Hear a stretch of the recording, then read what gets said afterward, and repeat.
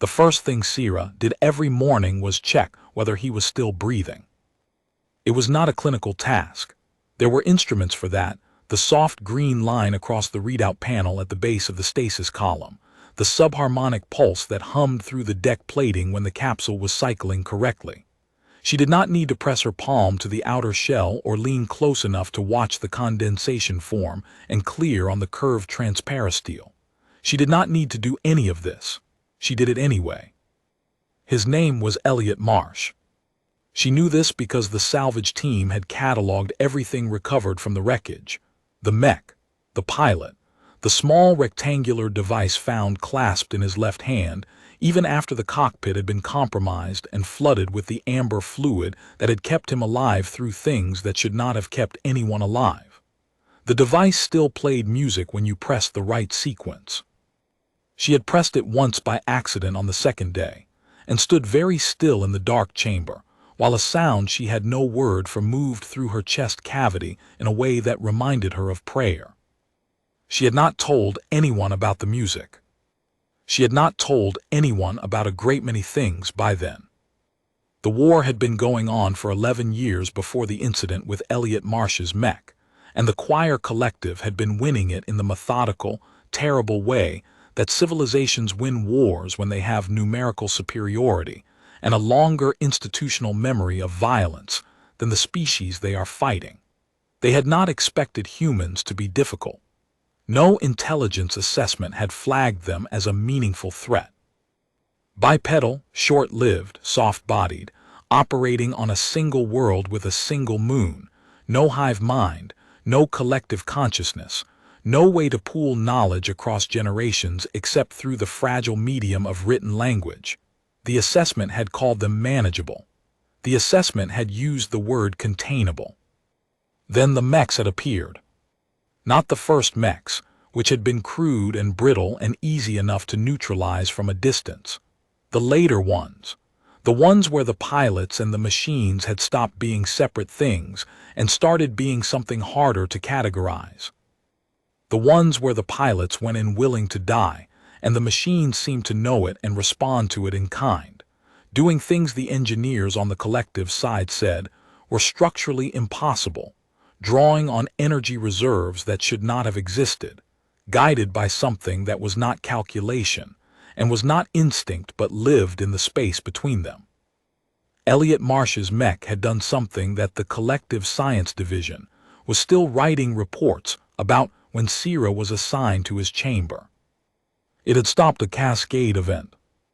Not stopped it in the sense of halting it at an early stage.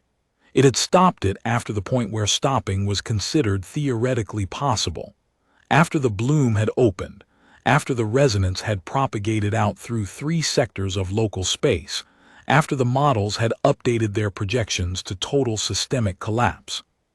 The mech had done something with its pilot's body that the collective's instruments had recorded but could not fully process, had poured out a kind of energy that was classified in the post-incident report under a new category they coined specifically for the occasion, a word that translated approximately into the common tongue as *Wilforce*, which Sira understood even then was not really a scientific term so much as an act of desperation by people who had run out of existing frameworks.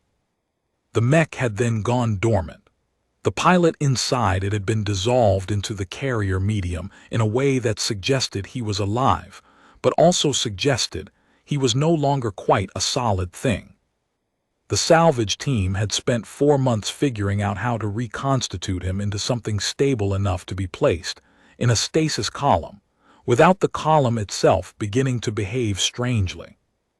When they had finally done it, when Elliot Marsh had resolved back into a shape that a readout panel could monitor as a green line, they had put him here, in Chamber 17 of the warship Unbroken Chord *, and they had assigned a junior analyst to monitor his vital signs and record anything anomalous, and that junior analyst had been Sira, daughter of Queen Vaelthas of the choir collective's 3rd sovereign tier, which everyone involved considered a suitable posting for someone who had been a source of moderate embarrassment at the academy by demonstrating a persistent, inexplicable interest in human cultural artifacts. Her mother had approved the assignment without comment. Sira had understood this as a form of exile. She had been 18 months into it before she began to understand it as something else entirely. The chamber was not a comfortable place. It was not designed for occupation.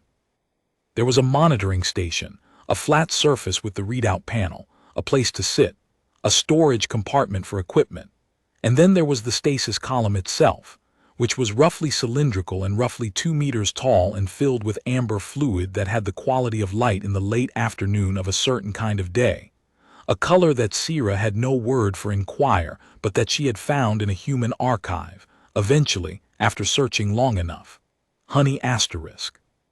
Everything inside was honey asterisk colored, and at the center of the honey-colored fluid, Elliot Marsh floated with his eyes closed, and his hands at his sides, and the rectangular music device clasped loosely in the fingers of his left hand, where the salvage team had left it, because removing it had caused the green line to do things that made everyone present very uncomfortable.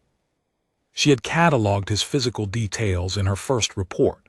Male, adult but young adult, approximately 23 years of age at the time of the incident. Dark hair, currently weightless in the carrier medium. A scar along the left side of his jaw that predated the incident. Several older healed injuries that told a story she did not have enough context to fully read. A posture even in unconsciousness that suggested someone who had learned to be braced for impact. She had included all of this in her first report.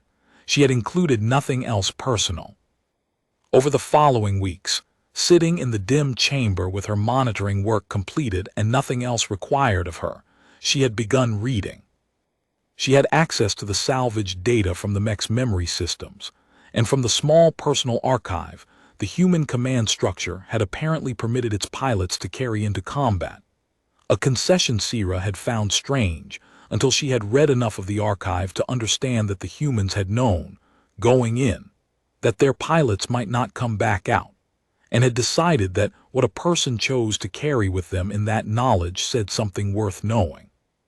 Elliot Marsh had carried music, the device, and a text archive of approximately 340 works of human literature spanning 4 centuries, and a series of personal audio logs that Sira had listened to twice all the way through before she caught herself, and spent a week not listening to them at all, which did not work, and then listened to them a third time, and admitted to herself that she was no longer doing her job and had begun doing something she did not have a word for yet. He had a voice like someone who had learned to be quieter than he was naturally. The audio logs were not for anyone. They were the kind of thing you recorded when you needed to hear yourself say something in order to know whether you believed it. He talked about the other pilots in his unit, their names and habits, and the specific texture of the fear, before a sortie that was different from the fear during a sortie in a way that apparently mattered. He talked about a woman named Kira who had died in the 3rd year of the war in a way that he still had not finished processing by the time he made the last log. He talked about the food aboard the human carrier ship in a way that was disproportionately passionate given the circumstances.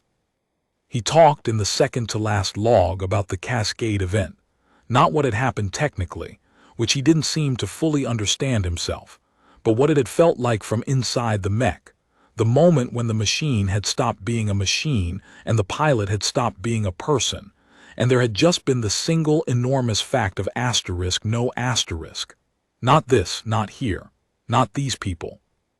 And how afterwards he had not known whether he was alive, or whether being alive even still applied to him. The last log was dated 3 hours before the incident. He said in it that he was afraid. He said it plainly, without apology. He said that he was going to do it anyway. He said that he didn't know if that made him brave or stupid, and that he had decided it probably didn't matter, and that wherever the collective's Cascade event was going to send everything, it was not going to be somewhere he had chosen to send it, and that was enough. Sira had listened to this 9 times. She was on her 2nd year in Chamber 17 when she finally understood why it kept affecting her the way it did. It was not the words. It was the texture of the voice. It was the quality of someone who was genuinely scared, who knew it, who had decided to be scared and also to do the thing. She had grown up in a culture that considered fear a biological function to be modulated by training, not a moral state with any implications. She had never heard anyone sound the way Elliot Marsh sounded in that last log, and hearing it did something to her understanding of what had happened in the Cascade event that no technical report had managed to do. The will force made sense to her now. She just still didn't have a word for it. She started talking to him on a Tuesday, which was a human time division that she had adopted for her own purposes, because the choir collective's time system had no unit smaller than what translated as a segment of labor, and she had begun to find this inadequate. She told him what she had been reading. She had been reading the 340 works of human literature, and was currently in the middle of a novel from 3 centuries ago about 2 people who were wrong for each other in every way except the ways that mattered. And she reported on this in a summary style at first, and then with increasing editorial commentary as the weeks went on. She told him about the collective's current strategic position, which was information she was theoretically not authorized to share with a captured enemy pilot, but which seemed safe enough given the circumstances. She told him about the music device, which she had learned to use, and about the 6 songs she had listened to enough times to have memorized the melody, and she hummed them into the quiet of Chamber 17, while the honey-colored light of the stasis column held him still. She told him about her mother. This was the most dangerous thing she did, and she knew it, and she did it anyway. Queen Vaelthas of the choir collective's 3rd sovereign tier was not a woman who searched chambers. She was a woman who sent people to search chambers and received their reports. She was a woman who had prosecuted 11 years of war with the strategic patience of someone who had been raised to understand that a civilization's survival was a longer horizon problem than any individual life, including her own, and who had made decisions from that understanding that had cost her things she did not speak about in open council. She had not expected to have a daughter who collected human music. She had not expected a great many things about Sira, and had responded to most of them with the particular silence of a person choosing not to have the fight they were already losing. When the Cascade event happened, when the reports came in about the human mech and what it had done and the pilot inside it who was and was not alive, Vaelthas had read every word and then sat alone in her command chamber for 4 hours before summoning anyone. She had approved Sira's assignment herself. She had given no reason. She had not needed to. She told herself she was keeping Sira away from the war. She told herself she was keeping Sira from doing something reckless at the front, because Sira had been doing things adjacent to reckless her entire life, and the front was where reckless people died. She told herself this for 23 months, which was how long it took for the intelligence analysis she had quietly commissioned to come back with its findings. Her daughter had been talking to the pilot. Not monitoring him, talking to him. Daily logs recorded archived in the chamber's secondary memory system, the system that Sira had apparently believed was not connected to the primary network. It was. Everything was connected. This was a warship.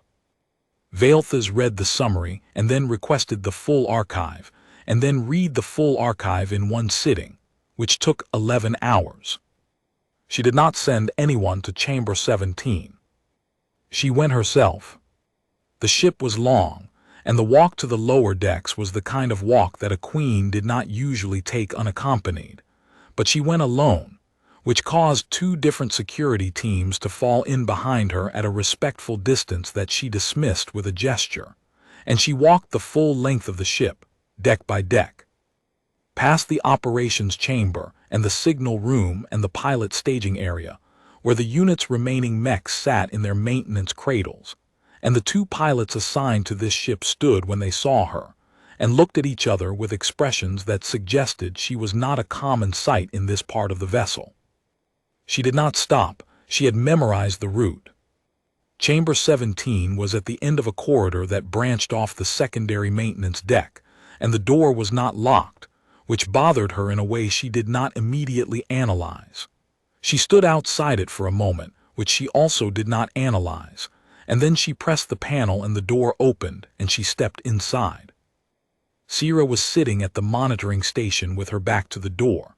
She had the music device in her hands, turning it over and over with the specific quality of motion that meant she had been doing it for a long time without noticing. The stasis column stood to her left, the honey-colored light falling across both of them. In the column, Elliot Marsh floated with his eyes closed, his scar lit amber, the music device in his own left hand. Veilthas stood in the doorway and looked at her daughter's back. Sierra was talking. She was talking in common tongue, which she spoke fluently, which was itself not a small thing.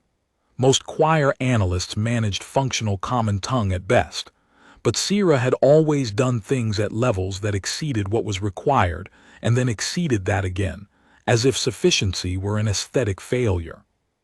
She was talking in a low, even voice, narrating something, and Veilthas stood still and listened without speaking, and what she heard was her daughter describing, in careful detail, the view from the chamber's single viewport, which looked out onto a sector of space that the choir called the dying fringe, where the stars were sparse and the light was old. She was telling him what it looked like. She was describing the stars. She had been describing the stars for what the archive would later tell Veilthas was the 417th consecutive day, each day adding to the description, revising it, finding new language for it, trying to give him a picture of where he was that was better than nothing, because he was somewhere unknown and sealed in amber and could not see anything. And Sierra had decided, at some point in the past 417 days, that this was not acceptable. Veilthas felt something happen to her that she did not have adequate language for. It was not the specific emotion she had steeled herself for, which was anger. It was not the emotion she had halfway expected, which was grief, though it had grief in it. It was something that moved through her the way the music had apparently moved through Sierra on the second day, in the place she had no word for, and she stood in the doorway and her daughter kept talking, and the amber light held the human boy still, and the old stars burned outside the viewport, and she did not say anything for a long time. Sierra knew she was there. Veilthas understood this the moment she registered that her daughter had not startled, had not changed her posture or the quality of her voice, had continued narrating with the same evenness as if she had been expecting this visit, and had decided that it changed nothing about what she was doing. This, Veilthas understood with a clarity that was almost painful, was not defiance. Defiance required an acknowledgement of opposition. This was something more stubborn than defiance. This was her daughter continuing to do the thing she had decided was right, because she had decided it was right, and her mother's arrival in the doorway did not alter what was right. She was, Veilthas thought, 23 years old and already more certain of some things than Veilthas had ever been. Sierra finished her description of the stars and set the music device down on the monitoring station and turned around. She looked at her mother without flinching and without apologizing, which was correct, and without explaining, which was also correct, and Veilthas looked back at her and then looked at the stasis column and then back at Sierra, and said, "Inquire," the only thing she could find to say. "How long has he been aware?" Sierra blinked once, which was as much as she showed. 14 months, she said. "I think. The neural activity indicators changed. He started responding to audio input. Not moving, not external response, but the pattern changes. He's listening." Veilthas walked to the monitoring station and looked at the readout panel, and the green line moved in the way it did, and she watched it for a long time. "He can hear you," she said. "Yes." "And you've been speaking to him in common tongue?" "Yes." "So that when he wakes," Veilthas said, and she heard the thing in her own voice that she had not planned to put there, "he will understand where he is." Sierra didn't answer immediately. Then she said, "So that when he wakes he won't be alone. In the first seconds, I thought the first seconds would be the worst part, not knowing what language anyone was speaking, not recognizing anything. I thought if he could hear a voice he already knew. She stopped. Veilthas did not fill the silence. I know it isn't protocol, Sira said finally. No, Veilthas agreed, it isn't. They stood together in the amber light and the quiet of Chamber 17, and neither of them spoke for a while. Outside the viewport, the old stars of the dying fringe burned in the particular way they burned when there was nothing between you and their light. Cold and enormous and indifferent, and also, Veilthas had always thought, oddly beautiful, in the way that things were beautiful when their scale exceeded your ability to be frightened of them. She had not been in this part of the ship since the salvage operation. She had not looked at the stasis column since the incident reports. She looked at it now, at the shape of Elliot Marsh suspended in the amber medium, at the music device in his hand, at the scar on his jaw lit golden by the carrier fluid, at the particular stillness of a face that was alive but not moving, not dreaming in any way she could read, simply waiting in whatever the space between waking and dissolution was, and she thought about the last log. She had read the transcripts. She had read all of it. And she thought about the voice of someone who was scared and was going to do it anyway. And she thought about the Cascade event and the will force and the thing that her science division still could not categorize. And she understood, standing here, something she had not understood from the reports. He had not stopped the Cascade event because he was exceptional. He had stopped it because he was human, and being human meant something specific in the moment when there was nothing left but the choice to keep going or not. And the humans had built into their pilots the understanding that this moment would come and had trained them not for it exactly. You could not train for it exactly, but toward it, in the direction of it, so that when the moment arrived the pilot already knew, somewhere below language and calculation, what they were going to do. The will force was not a new form of energy, it was an old form of choice. She understood this at the monitoring station in the amber light, and she stood there until she was sure she understood it completely, and then she turned to her daughter. "What is he like?" she asked. Sira looked at her for a long moment, clearly parsing whether this was a trap. It was not. Veilthas kept her face even and waited. "Music," Sira said carefully. "The older kind, he has preferences. There are 3 pieces he returns to more than the others. The neural indicators spike differently when those come on. And literature, he collected an enormous amount of literature. I've been working my way through the same list." She paused. "He annotated some of it, in the data. The salvage team preserved everything. He wrote in the margins." "What did he write?" "Mostly arguments," Sira said, and something shifted slightly in her expression that was not quite a smile but was adjacent to one. "He disagreed with the characters a great deal. He would have been unbearable to read with." Veilthas said nothing. "He talks about a woman named Kira," Sira said more quietly. "In the personal logs, she died in the 3rd year." "I know," Veilthas said. "I read the reports." "Not the same way," Sira said, and looked at her. "The reports say she was lost in sector engagement. The logs say she used to do this thing with her hands when she was explaining something she was excited about. He spent 40 minutes on that. She picked up the music device and turned it over once, the way she had been doing when Veilthas walked in. He was 20 years old when she died. He kept flying." Veilthas was quiet for a long time. The ship moved around them, the deep structural hum of it, the vibration of the drive systems carried through the deck plating, and in the stasis column, the green line moved and Elliot Marsh floated in the amber with the music device in his hand, and the old stars burned cold outside the viewport. And Veilthas stood in the middle of all of it and felt the weight of 11 years of war settle on her in a new configuration. Not heavier exactly, but differently distributed. Touching places it had not touched before. "The council," she said finally, "wants him studied." "I know. They want to understand the Willforce event. They believe if they can understand it, they can either replicate it or counter it. The prevailing opinion is counter. Sira said nothing. If I bring him out of stasis, Velthus said, for the council's purposes he will be in a cell. He will be separated from his mech. He will be without anyone who speaks his language unless we provide an interpreter which will be controlled, which will be monitored. He will understand he is a prisoner. He will understand he is being studied. He will understand the war is ongoing and that the collective is winning and that there is nothing he can do about either of these facts. She paused. He will have had none of this prepared for him. Sira looked at her. You said none of this to the council. I have said nothing to the council yet. They've been waiting for. I know how long they've been waiting. Velthus picked up the slim report she had set on the monitoring station when she walked in, the intelligence summary, printed because she had not wanted it on her personal archive where it could be accessed, and she looked at it for a moment and then set it face down. They will continue to wait while I assess the situation.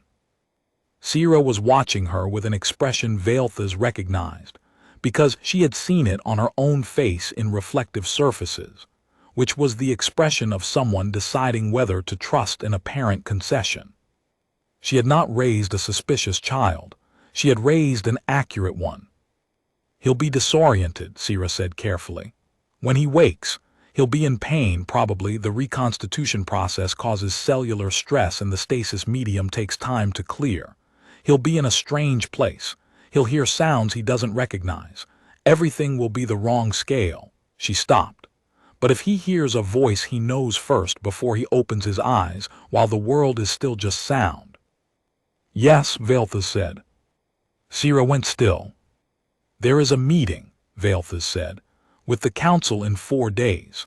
I will tell them the pilot shows signs of increasing neural activity and that I have ordered a preliminary stabilization assessment before transfer.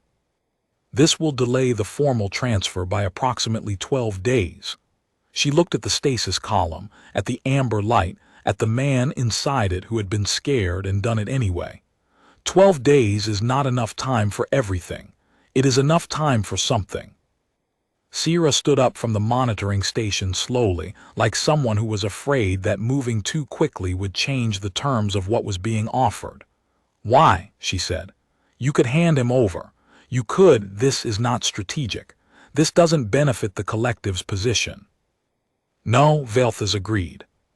Then why? Velthus looked at her daughter. 23 years old, wearing an analyst's uniform that was slightly too large for her, because she had borrowed it from the supply manifest rather than requisitioning her own, which was exactly the kind of thing Sira did, and exactly the kind of thing that Velthus had never figured out whether to find exasperating or not. Hair escaping from its fastening the way it always did. Eyes that were her father's, which Velthus had not thought about in a long time.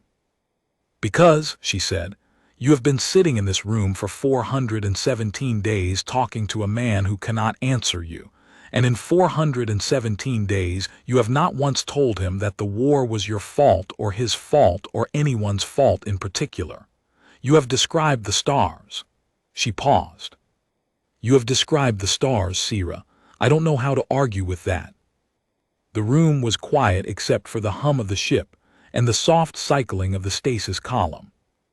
Also, Velthus said, and she kept her voice neutral, I listened to the music. Sira opened her mouth and closed it. The music device records which user accessed it. The salvage manifest logged it as standard inventory processing. Velthus did not look at her daughter. I had the same piece you did, the one you've been humming in here. I recognized it from the biosensor log. She was quiet for a moment. I listened to it 14 times before I understood why it kept working on me. Sira said very quietly, what did it do to you? It made me think, Velthus said, about things that had already happened. About the specific texture of them, not the strategic value or the cost-benefit calculation, but the texture, what they had felt like to live through. I had stopped doing that. She picked up the face-down report and folded it once along a line that destroyed the document entirely and tucked it into the front of her coat. A civilization that stops feeling the texture of what it is living through, she said, makes very bad decisions. She moved toward the door. "I'll handle the council," she said. 12 days. Tell him everything he needs to know. Tell him the truth." She stopped at the threshold with her back to the room and the amber light and her daughter and the sleeping human who had stopped a cascade event because he was scared and was going to do it anyway. "Tell him my name," she added, "so he knows who to be angry with." She walked back through the ship, alone, and each deck she passed through the security teams fell in again and she dismissed them again. And she did not stop moving until she was in her own command chamber with the door sealed and the lights low. And then she stood in the center of the room and put her hand flat against the wall, against the structural hull of the ship, and felt the vibration of the drive systems through her palm and thought about what Sira had said. The first seconds. She had been thinking about 11 years of war in terms of strategic time horizons and resource expenditures and acceptable loss parameters. She had not been thinking about it in terms of first seconds. The first second when Kira had not come back. The first second when Elliot Marsh had understood that the Cascade event was going to consume everything unless he put himself against it. The first second Sira had heard the music and stood very still in a dark room and felt something in her chest that she did not have a word for. Wars were won in strategic time horizons. She knew this. She had won most of one this way. She was not sure, standing in her command chamber in the low light, that winning was the right category. The 12 days passed with the quality that urgent things had when everyone involved was pretending they were not urgent. Valthas attended the council meeting and delivered her assessment in the careful language of administrative delay that she had spent 40 years perfecting, and the council received it with the particular frustration of people who understood they were being managed, but could not locate the specific mechanism. She filed 3 supplementary reports that contained accurate information about the pilot's stabilization status and carefully selected nothing else.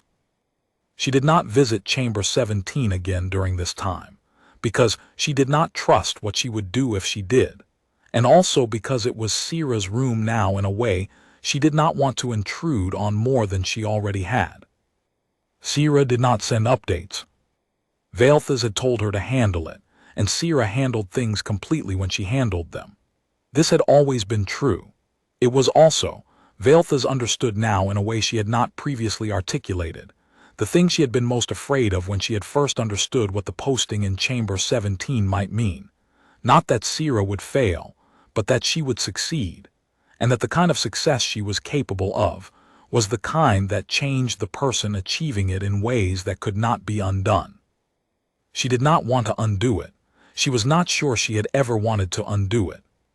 She was not sure she had known what she wanted until she walked into Chamber 17 and heard her daughter describing the stars to a sleeping enemy in a language that was not their own, and understood that the instinct she had named exile and the instinct she had named protection had been something else the entire time.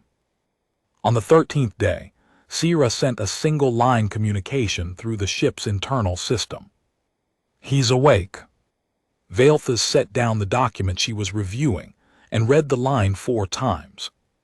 Then she stood and straightened her coat and walked to the door of her command chamber, and then stopped and turned back to her desk and opened the bottom drawer and took out the small object she had put there on the second day after reading the intelligence summary, which was a physical copy she had made of the salvage manifest entry for the music device.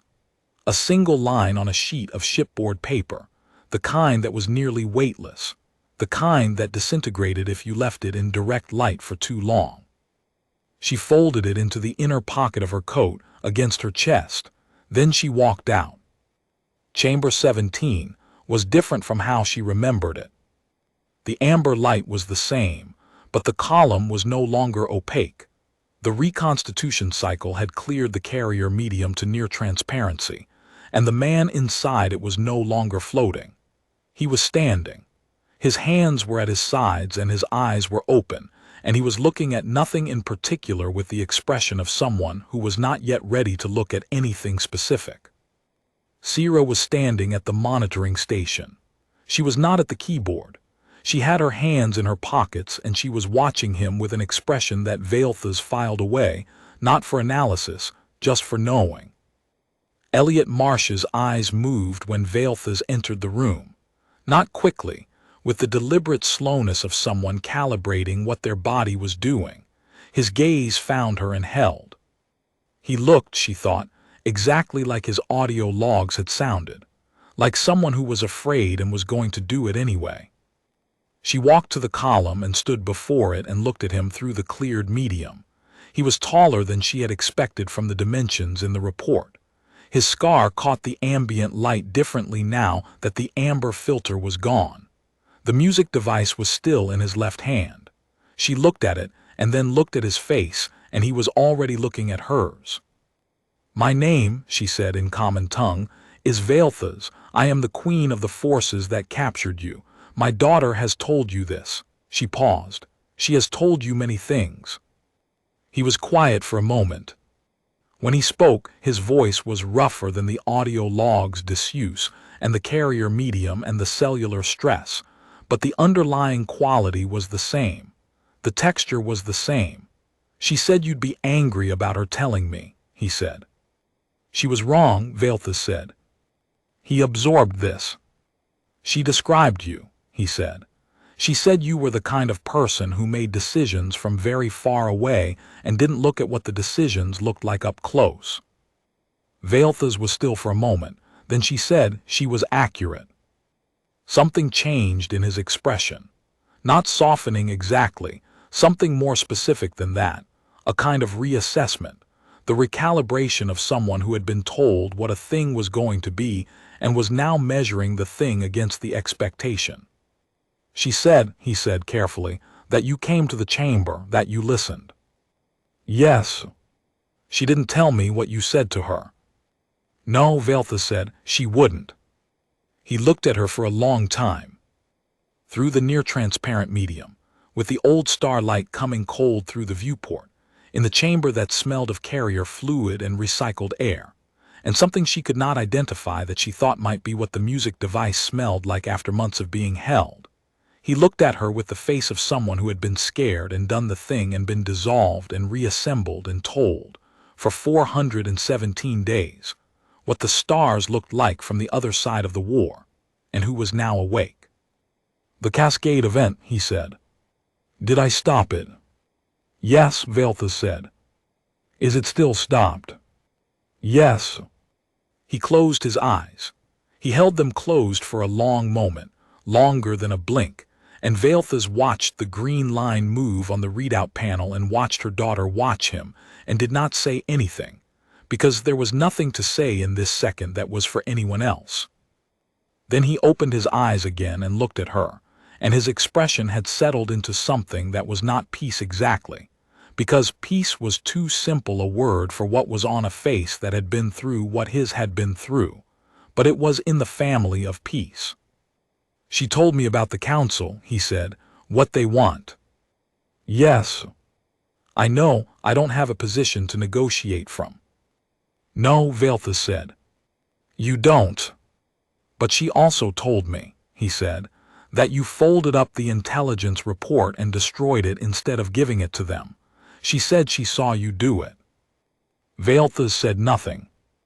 "So," he said, and there was the ghost of something in his voice that she thought, with faint surprise, was the beginning of the specific quality she had heard in his audio logs when he talked about the food on the carrier ship. Something dry, something that in humans she understood was adjacent to humor.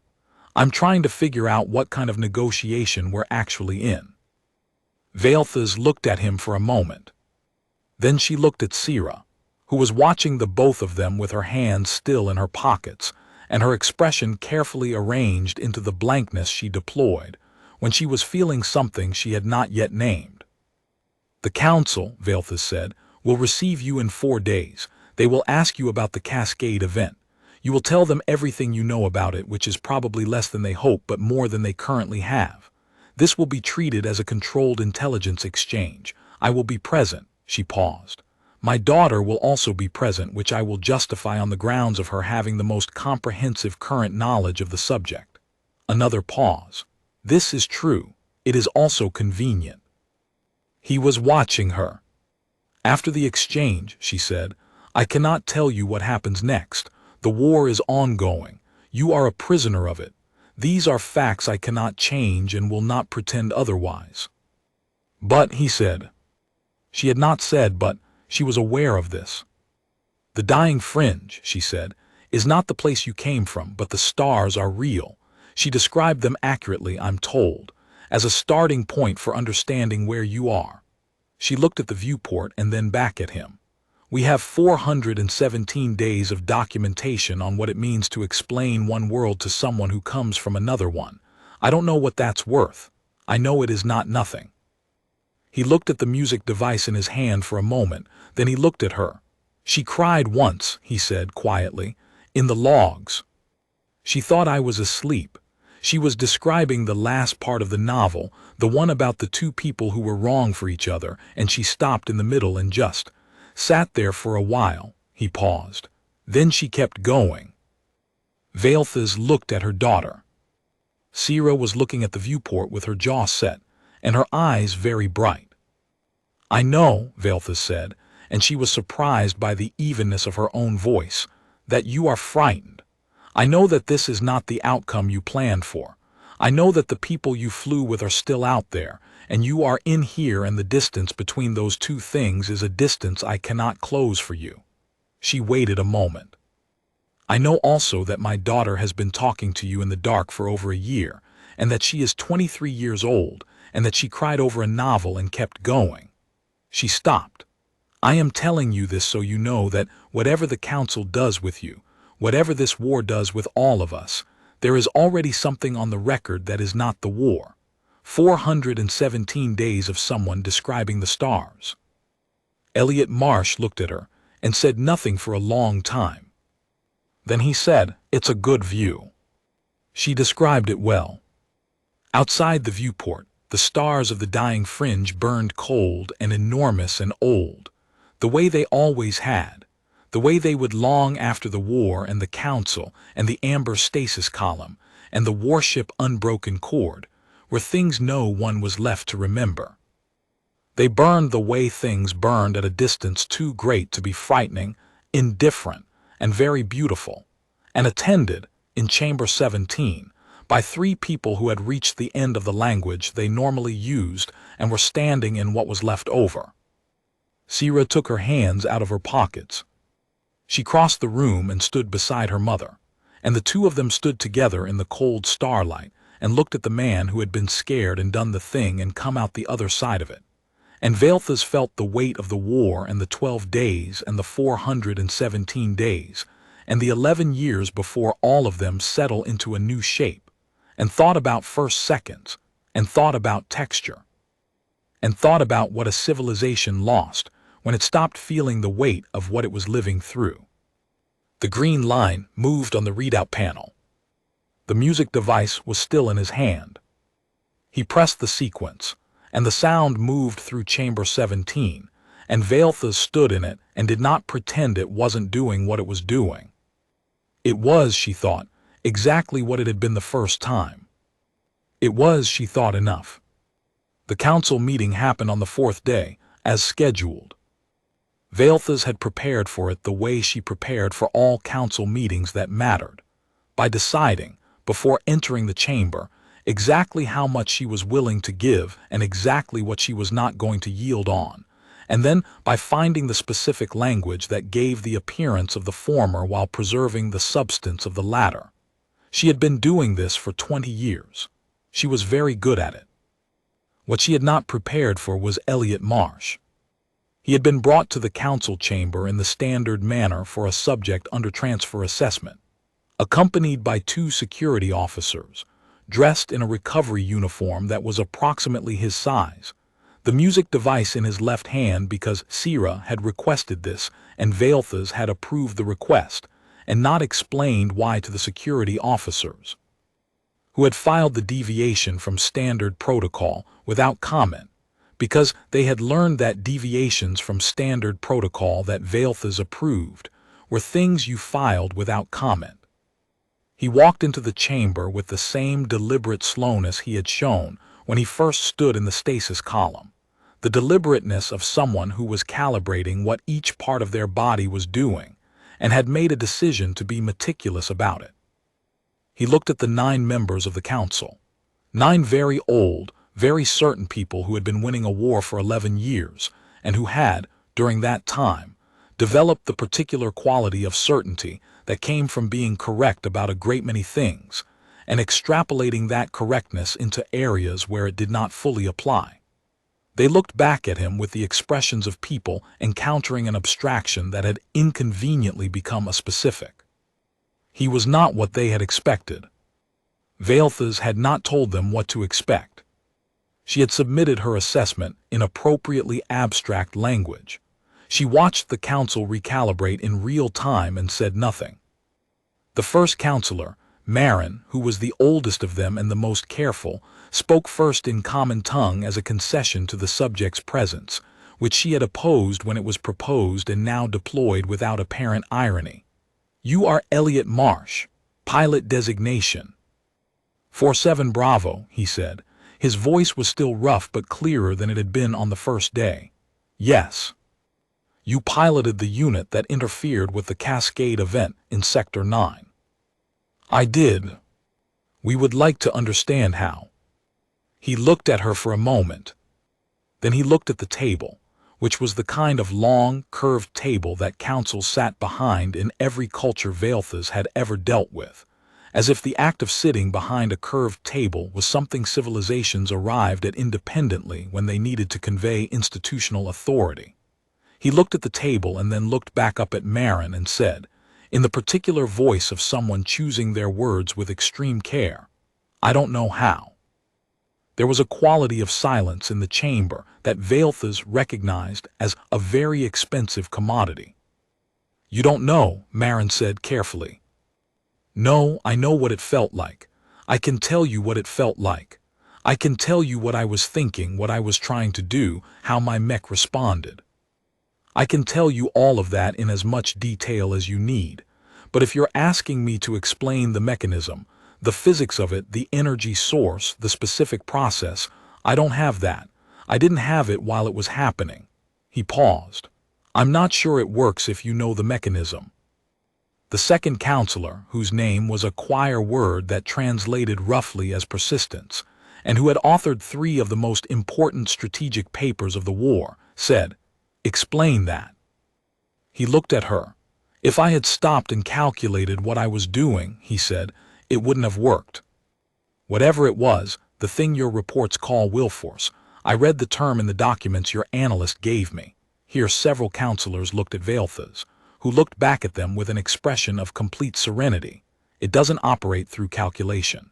It operates through something you've already decided before the calculation starts.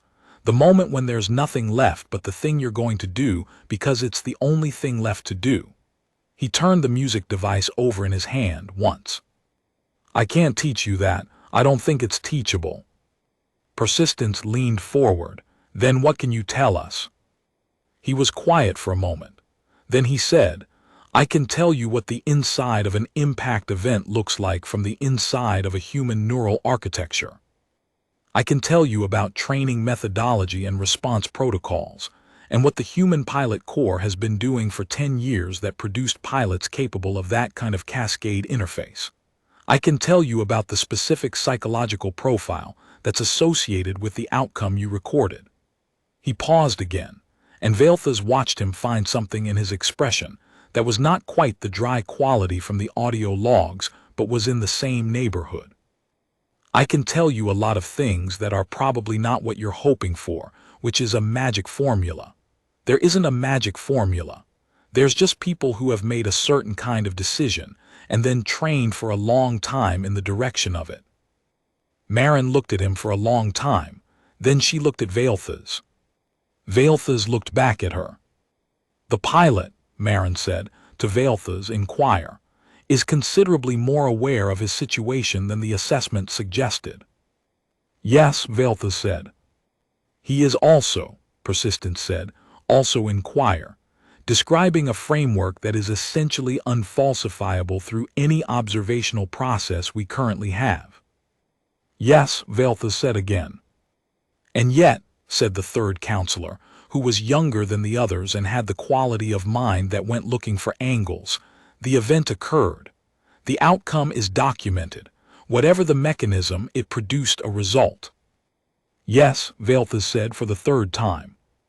The council looked at each other with the expressions of 9 very certain people, encountering a problem that their certainty was not equipped to solve. Then Marin looked at Elliot Marsh, who was watching them the way someone watched a weather system that was interesting but not immediately directed at them. You understand, Marin said in common tongue again, that the war continues. I know, he said. You are a prisoner within it. I know that too. And yet you offered information voluntarily. He looked at her. Because it's accurate, he said. You wanted to understand how it worked. I told you how it worked as far as I know. What you do with that is, he paused, and the dryness was more present now, fully present, the thing from the audio logs when he talked about the food, your problem, not mine. Marin was quiet for a moment. Then, to Veltha's considerable surprise, she almost smiled. It was a very small motion, quickly controlled, but it had been there. Queen Veltha's, she said, you indicated in your assessment that the subject showed signs of neural recovery sufficient for an interview. You did not indicate that the subject showed signs of being argumentative. The assessment was accurate, Veltha said. That aspect wasn't covered.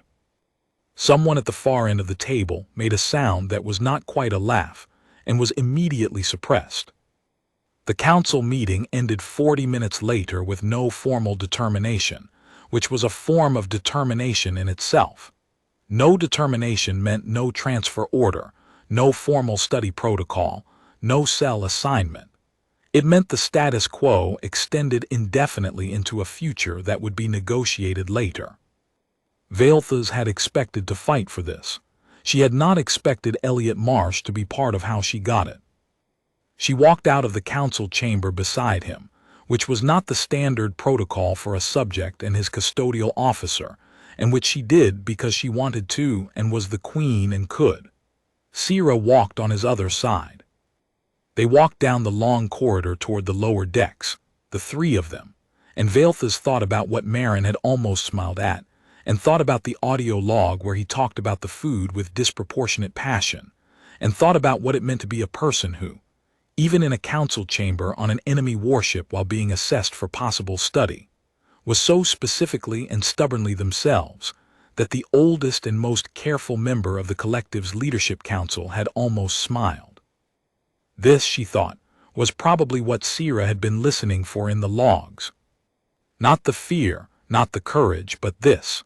The specific unalterable quality of a person who was going to be themselves regardless of context, even when being themselves was not convenient, even when being themselves was all they had left. The food on this ship, he said, not to either of them specifically, in a tone that was conversational in the particular way of someone who had not had a conversation outside a stasis column in over 2 years, is going to be a problem.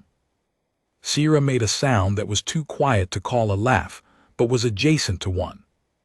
I'll have the commissary brief you on available options, Veltha said, and she kept her voice level and she meant it. He looked at her sideways, with an expression that was reassessing again, measuring again, and in it she could see all 417 days of Sira's descriptions landing at once. All the times Sira had said she is the kind of person who asterisk, and all the times those descriptions had been accurate enough to build a picture. And now here was the picture walking beside him, and it was different from the picture, and also not different enough to dismiss. I know the stars, he said quietly. She described them well enough that I knew what the viewport was going to show before I could see it. The dying fringe, the old light. He paused. She told me about the poem you recite. Veltha's did not answer immediately. The Manioshu reference, she said finally. She read that in your archive. the human practice of looking at the moon to indicate the missing feeling. Yes. She found it analogous, Veilthas said, to something in our own tradition, a poem we use for the same purpose. She looked at the corridor ahead of them. The dying fringe is what we use when the analog is too close to use comfortably. He was quiet for a moment. The war, he said, is going to end eventually. Yes, Veilthas said. I don't know how. I don't know which side. I don't know what it looks like on the other side of it. He was quiet again. But there are 417 days of your daughter describing the stars to me, and I know what the view looks like from Chamber 17, and that's something that exists regardless of how the war ends. It's on the record, it already happened. Veilthas walked and did not say anything. I'm not trying to negotiate, he said. I'm not positioning, I'm just saying that. He turned the music device over in his hand. The things that already happened are permanent. Whatever comes next doesn't undo them. She thought about the Cascade event. She thought about the moment the models had updated to total systemic collapse, and then the moment they had not.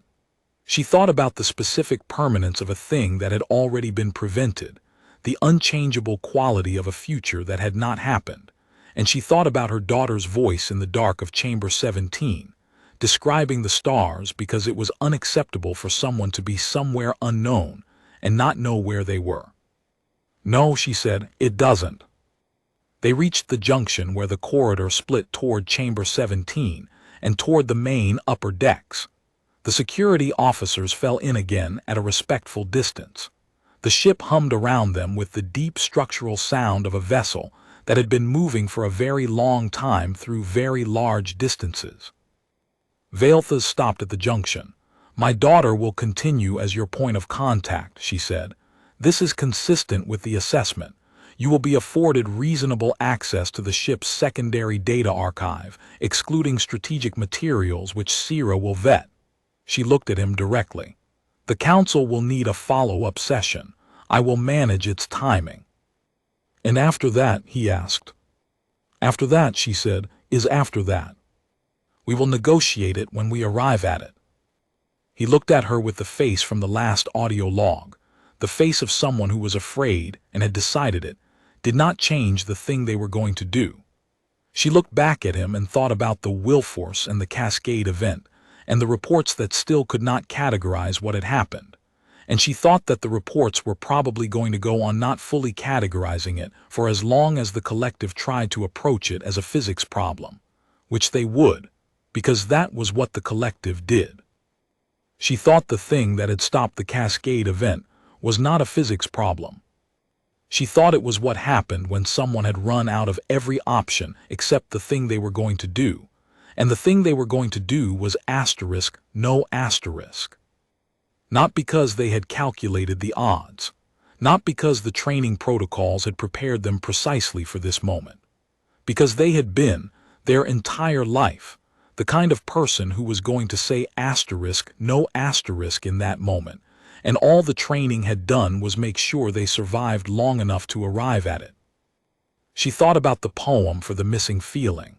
She thought about the moon and the old light of the dying fringe. She thought about a woman named Kira who had moved her hands in a particular way when she was explaining something she was excited about. When the war ends, she said, and she surprised herself by saying it, and it will end whatever form it takes, I would like to know what your world looks like, from someone who has actually seen it. She paused, not from a report. He looked at her for a moment, then he said, I'll describe the stars. She turned and walked up the corridor toward the upper decks, and she did not look back, and the ship moved around her in its deep structural hum. And in her inner pocket the folded paper record of the music device's manifest entry was still there, still nearly weightless, still waiting to disintegrate in direct light. She decided to keep it out of the light.